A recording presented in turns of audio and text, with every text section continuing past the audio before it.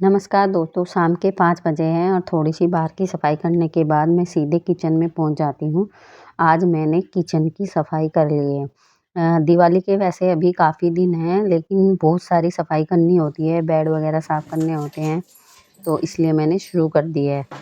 तो यहाँ पर एक-एक रैक निकाल ली है और मैंने ना इनको पानी से नहीं धोया है। वैसे तो ये वाटरप्रूफ हैं, इन्हें धो सकते हैं, पर अभी मेरी किचन बनी थी तो इतनी ज़्यादा गंदी नहीं हो रही थी, तो मैंने इस तरीके से ही इनकी क्लीनिंग कर दी है।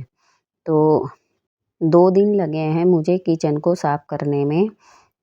तो एक-एक कबर्ड को मैंने साफ़ कर दिया है और सारी कबर्ड निकाल लिए हैं, इनको भी मैं पानी से साफ़ कर दूँगी। तो इस तरीके से ये जो साइड होती है ना, इसमें काफ़ी डर्ट होती है, इसलिए इसे मैं ब्रश से निकाल रही हूँ। कुछ ऐसी जगह होती हैं जहाँ हाथ नहीं जाता है, वहाँ ब्रश से ही साफ़ कर रही हूँ और इनको ना लगाना तो बहुत ही आसान होता है, लेकिन निकालना थोड़ा-सा मुश्किल होता है और किचन बहुत बुरी तरीके से फैल गई थी और मैं बहुत ही ज़्यादा थक गई थी। रात को लगभग 12 बज गए थे और फिर भी किचन साफ़ नहीं हुई थी। 2 दिन लगे मुझे किचन साफ़ करने में। वैसे मैं एक साथ नहीं फैलाती हूँ, कभी-कभी ही ऐसे एक साथ साफ़ करती हूँ। तो गर्म पानी ले लिया है मैंने और गर्म पानी से ही मैं ये सारे डिब्बे साफ़ कर रही हूँ। कोई भी केमिकल मैंने नहीं यूज़ किया है। लगातार साफ़ होते रहते हैं तो ज़्यादा गंदे नहीं होते हैं। तो इस तरीके से अच्छे से धो कर के सारे डब्बे उल्टे कर दिए और ये जो मिट्टी के बर्तन होते हैं ना, तो बारिश में इस तरीके से इनमें फंगस लग जाती है। इनको भी मैंने गर्म पानी से बिना साबुन के धोया है और गैस पर रख दिया था। गैस पर रखकर इसको गर्म कर दिया था, इसको सुखा दिया था अच्छे से, जिससे इसमें मॉइस्चर ना रहे और अगले दिन मैंने थोड़ी देर धूप में रख कर के इसको फिर कबर्ड में रख दिया था। तो मिट्टी के बर्तन ऐसे ही हो जाते हैं, मिट्टी और लकड़ी के बर्तन पर फंगस लग जाती है बरसात के समय और बारिश बहुत ही ज़्यादा हो रही है। और यहाँ पर मैंने लोहे वाला ब्रुश लिया है और कहीं पर जो स्टील के बर्तन हैं जैसे जंग लग जाता है तो वो भी मैंने साफ़ कर दिया है। तो अंदर के कबर्ड साफ़ करने के बाद अब बारी आती है बाहर वाले कबर्ड की। जो मैंने तौलिया निकाली हैं उन पे थोड़ा सा साबुन लगा कर के मैं साफ़ कर रही हूँ और फिर कपड़े से पोंछ दे रही हूँ। तो इस तरीके से धूप तो इन्हें दिखा नहीं सकी क्योंकि मैंने रात को साफ़ की थी, पर मैंने रात को खुला ही छोड़ दिया था और सुबह ही सामान जमाया था।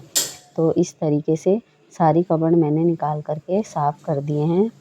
पूरी किचन साफ़ करने के बाद बहुत ही अच्छा लग रहा था। तो कुछ सामान तो मैंने रात को ही जमा दिया था और कुछ अगले दिन किया था। तो इस तरीके से फटाफट से मैंने सारी बोतलें इसमें लगा दी और बहुत ही अच्छा लग रहा था जब किचन साफ़ हो गई थी। सारे डब्बे मैंने धो कर के उल्टे रख दिए थे और सुबह इनको धूप लगाकर इनमें सामान भर दिया था। मेरी ग्रोसरी भी आ गई थी। तो इस तरीके से एक कबर्ड रह गई थी, वो मैंने सुबह उठकर साफ़ की और थोड़ी बहुत गंदी थी तो उसमें मैंने थोड़ा सा केमिकल लगाया था। तो यहाँ पर मैंने मावा निकाल लिया था और नींबू का अचार भी डाला था। तो ये कोई केमिकल था मेरे पास, नाम इसका मैं बाद में बता दूँगी आपको। तो ये मैंने इसके अंदर लगाया और ये अच्छे से साफ़ हो गई थी और इसे कपड़े से पोंछ लिया था।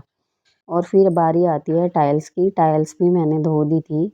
लगभग मेरी किचन साफ़ ही हो गई थी। उसी सॉल्यूशन से मैंने टाइल भी साफ़ कर दी थी। उससे बहुत ही अच्छा साफ़ हो जाता है फ़र्श। तो इस तरीके से ये अगले दिन का वीडियो है। तो 2 दिन तो लगे थे मुझे किचन साफ़ करने में। तो यहाँ पर ग्रोसरी भी आ गई थी, मैंने उसको भी डिब्बों में भर दिया था।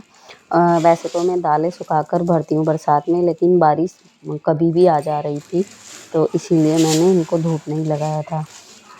बस मैंने इनके अंदर तेज़पत्ता और लौंग के कुछ टुकड़े डाल दिए थे।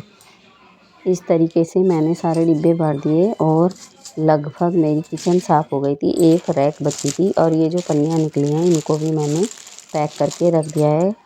दोबारा जब ग्रोसरी लाएंगे ग्रोसरी वाले को दे देंगे। तो इस तरीके से किचन हो गई है साफ़। तो आप लोग सोच रहे होंगे मैंने इतने दिन पहले किचन की सफाई कर दी है, अभी तो दिवाली के काफ़ी दिन हैं। तो दोस्तों दिवाली के समय ना बहुत सारे त्यौहार होते हैं और बाज़ार वगैरह भी जाना होता है और बहुत सारे काम करने होते हैं और कई त्यौहार बीच में आएंगे तो हम अच्छे से तैयार भी नहीं हो पाते हैं। तो इसीलिए धीरे-धीरे अभी से सफाई शुरू कर दीजिए ताकि आपको भी समय मिल जाए अपने और कामों के लिए और अपनी सेल्फ केयर के लिए, क्योंकि इतनी थकान के बाद अपनी केयर करनी भी बहुत ज़रूरी होती है। और ये मत सोचिए कि कोई हेल्प ही करेगा तभी आपका काम होगा। धीरे धीरे करते रहिए तो किसी के हेल्प की ज़रूरत पड़ेगी ही नहीं। और यहाँ पर मैंने ना कबर्ड में पेपर भी बिछा दिए हैं। बाकी की कबर्ड में मैं बाद में बिछा दूँगी, लाऊँगी अभी बाज़ार से। उससे ये होगा कि बार-बार आपको सफाई ज़्यादा नहीं करनी होगी। पेपर निकाल दो और फिर से पेपर ही साफ़ कर दो। तो यहाँ पर मेरी क्लीनिंग हो गई है और नहा धोकर 1 कप चाय जो मैं पीती हूँ ना, उससे मेरी सारी थकान उतर जाती है। और ब्लॉग को अब यहीं ख़त्म करते हैं। कैसा लगा लाइक शेयर ज़रूर करना। धन्यवाद दोस्तों।